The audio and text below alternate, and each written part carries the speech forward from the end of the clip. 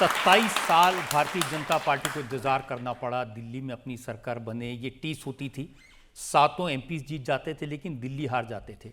अब ये और बताइए कि मुख्यमंत्री बनने से पहले मोदी जी को आप कितनी बार मिली थी?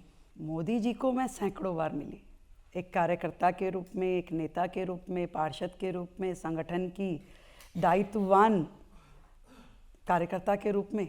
मैं मोदी जी को पूरा जानती थी, पर मोदी जी मुझे कितना जानते थे ये मुझे नहीं पता था।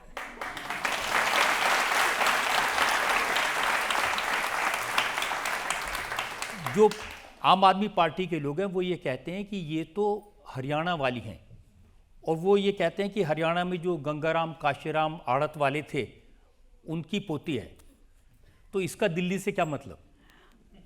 अच्छा ये बताइए, दिल्ली का अपना कौन है? और सब दिल्ली के हैं।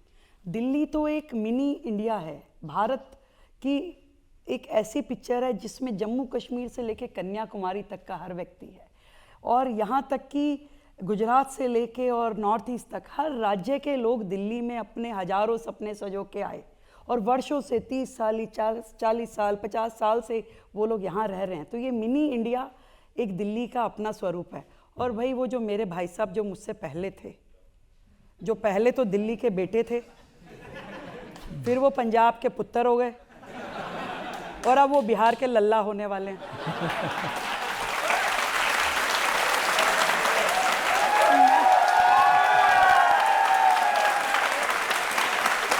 मैं तो दिल्ली की बेटी हूँ भाई, तो दिल्ली के लिए मेरा दायित्व है पूरी तरीके से फुल टाइम 24/7 दिल्ली की मुख्यमंत्री के नाते काम करना मेरा दायित्व है, और मैं कर रही हूँ। ये तो कहते हैं लोग कि पैर में चक्कर है, दिन भर घूमती हैं।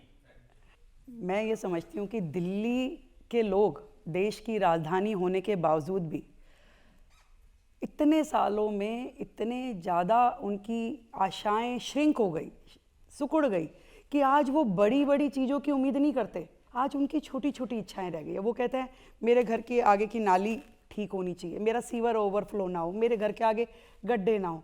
छोटी छोटी इच्छाओं के साथ में दिल्ली ने अपने आप को सिकोड़ लिया, क्योंकि उन्होंने देखा कि जो सत्ता में थे, जो शासन में थे, वो दिल्ली के हित में कुछ कर नहीं रहे थे।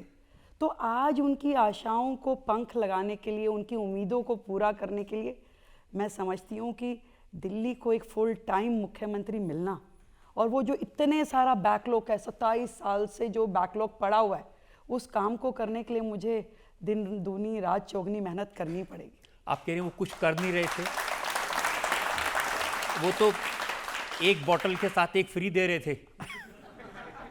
ये बात तो सही कही आपने। पढ़ी लिखी सरकार के पास में इतना ज़बरदस्त विजन था कि जो पूरे देश में कहीं नहीं हुआ वो उन्होंने किया। वो उन्होंने कहा कि जी हम पानी फ्री देंगे, बिजली फ्री देंगे, और बोतल के साथ बोतल फ्री देंगे। तो जनता खुश थी, इसीलिए 2-2 बार जिताया उन्होंने। तो उसके बाद जनता को समझ में आया कि भाई इससे तो गुजारा नहीं होगा, आपको इंफ्रास्ट्रक्चर भी चाहिए, आपको शिक्षा भी चाहिए, आपको हेल्थ भी चाहिए, दिल्ली को तरक्की भी चाहिए। दिल्ली को नशे में डुबोने वाली सरकार उन्हें नहीं चाहिए थी, और इसीलिए जनता ने नाराज़ होकर उनको यहाँ से विदा किया। दिल्ली की जनता आपकी सरकार के बारे में क्या सोचती है? 1-2 सवाल हम पब्लिक में से ले सकते हैं। दिल्ली की पूर्व मुख्यमंत्री आतिशी जी ने आप पे आरोप लगाया है कि जब से आपकी सरकार बनी है, सरकार आप नहीं आपके पति चला रहे हैं। पहली बात तो मैं इस सामाजिक क्षेत्र में पिछले 32-33 साल से काम करती हूँ। 3 बार निगम पार्षद, 3 बार विधायक का चुनाव, 2 बार दिल्ली विश्वविद्यालय छात्र संघ। मेरे काम को कोई और करे, मुझे ऐसी ज़रूरत नहीं है। पर हाँ, मेरे साथ में मेरी टीम के रूप में हजारों कार्यकर्ता जुड़ करके काम करते हैं। आज वो पार्टी के लोग भी हैं, आज वो RW के लोग भी हैं, आज वो परिवार के लोग भी हैं। तो भाई परिवार का सदस्य होना ये तो नहीं कहता कि आप सहयोग नहीं कर सकते। तो जैसे हजारों कार्यकर्ता मेरे साथ जुड़े हैं, ऐसे ही मेरे परिवार के सदस्य भी मेरे साथ जुड़े हैं, और मिलकर काम करते हैं। रेखा जी, ये सही है कि जिस समय शादी हुई थी उसके बाद में कुछ समय के लिए आप पब्लिक लाइफ छोड़ के घर बैठ गई थी, परिवार की जिम्मेदारी? रजत जी, मैं तो एक ऐसे परिवार से आई हूँ जहाँ पे जब मैंने दिल्ली विश्वविद्यालय छात्र संघ का चुनाव लड़ा, पहले दिल्ली यूनिवर्सिटी की सेक्रेटरी बनी, तब तक मेरे परिवार में पता नहीं था कि ये क्या होता है। जब प्रेसिडेंट बनने के लिए पार्टी ने कहा कि चुनाव लड़ना है, तो मेरी माँ ने कहा अरे भाई ये राजनीति बनियों के बच्चों का काम तो बिल्कुल नहीं है, और लड़कियां तो बिल्कुल इसके लिए अलाउड नहीं है। और उसी तरीके से जब शादी हुई तो वहाँ पे भी लगभग ऐसी ही मानसिकता थी कि भाई ठीक है, सीधा साधा जीवन हो, अपने घर गृहस्थी संभालो। तो ये पार्टी, भारतीय जनता पार्टी का ही मैं समझती हूँ कि एक नेतृत्व था कि उन्होंने ऐसी लड़की जो कि अच्छा काम कर सकती थी समाज में जुड़ के, उन्होंने मुझे वहाँ से खोजा, मेरी उंगली पकड़ी, पार्टी में लेके आई, काम दिया और धीरे धीरे इतना नरिश किया कि वो अंकुरित बीज आज एक वृक्ष की शेप में आ गया और अपनी छाँव से हजारों लोगों की मदद रोजाना कर पा रहा है। अब मैंने सुना है कि आप देश में जहाँ भी जाती हैं वहाँ महिलाएं ज़रूर आपके पास आती हैं और उनको लगता है कि हाँ इनसे इंस्पायर हो सकते हैं। देश की आधी आबादी, आप ये देखिए बहनें बैठी हैं, आज उन सबको जरूर ऐसा लगता होगा कि रेखा गुप्ता मुख्यमंत्री नहीं बनी, उन्हें लगता है कि हम मुख्यमंत्री बने।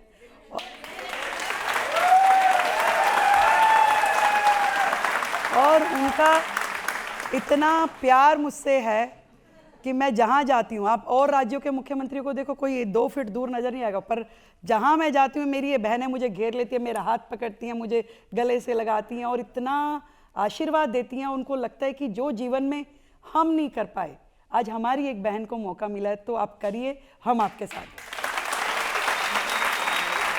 एक सवाल और ले सकते हैं बहन? वर्तमान में जितने भी मुख्यमंत्री हैं उनमें आपके पसंदीदा मुख्यमंत्री कौन है और आप उनसे क्यों प्रभावित हैं? मुझे मेरे पसंदीदा मुख्यमंत्री योगी जी हैं।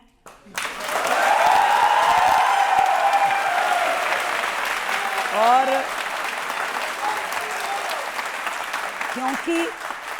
क्योंकि वो आप सबको भी पसंद है, इसलिए मुझे भी पसंद है।